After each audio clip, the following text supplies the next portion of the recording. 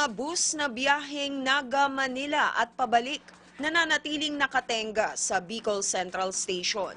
Mula RP Naga, narito ang detalye kay Jane Betito. COVID Radio. Hashtag Laging Handa. Radyo Pilipinas Special Coverage. Tanging mga bus papunta sa iba't ibang lugar sa rehiyong Bicol ang may regular na biyahe, samantalang nananatiling naghihintay ng go signal ng National Interagency Task Force ang mga bus company na may biyaheng Naga-Manila at pabalik para sa resumption ng biyahe. Samantala, dahil ang lungsod ng Naga ay classified na bilang unrestricted area ng Joint Task Force COVID Shield, tanging municipal o city health certificate kung saan galing ang pasahero at letter of acceptance galing sa Naga City Health Emergency Response Task Force ang kailangan. Dapat na nakasaad sa health certificate na hindi isang COVID patient o gumaling na pasyente at walang clinical signs and symptoms ng COVID-19 ang pasahero.